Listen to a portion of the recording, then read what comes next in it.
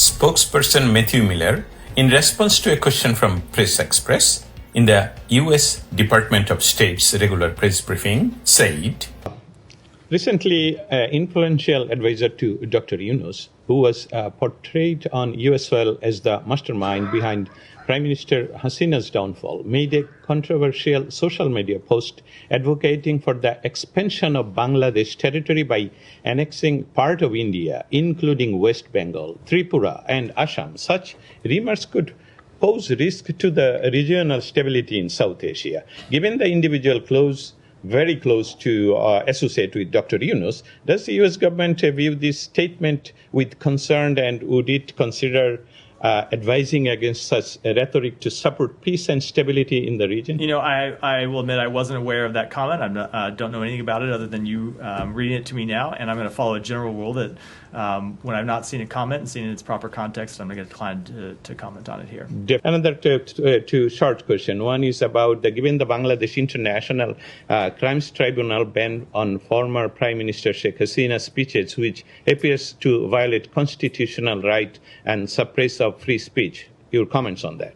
I don't have any comment on that. And on the press freedom, sure. last question. Yeah, sure. Yeah, there are over 30 journalists who are jailed for last over 60 days without even getting any bail. And already a committee to protect journalists, Reporters Without Borders, and many human rights organizations already sent their petition and letters, and also sent by the European Union ambassadors they made to Dr. Yunus. Will you send any statement to get them at least the bail, because they are in the jail and they are in condemned cells, actually? So we have been consistent in dealing with this matter with the government of Bangladesh, and that is to make clear to this government of Bangladesh, as we made clear to the previous government of Bangladesh, that we believe media freedoms ought to be upheld, the freedom of the press ought to be respected, and that such cases ought to be dealt with consistent with the rule of law and respect for the press. How do you assess the imposition of sanctions and sanctions between nations like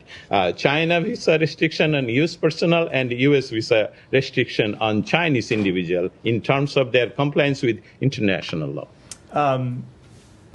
I see. You're referring to the visa restrictions that they imposed last week. First of all, I'll tell you, I'm not aware of who they imposed those visa restrictions on. It's hard for me to comment on them. I can tell you that it will not deter us at all from taking the appropriate actions to hold China accountable for its concerning behavior across a wide range of areas, as we have done since the outset of this administration. Thank you so much.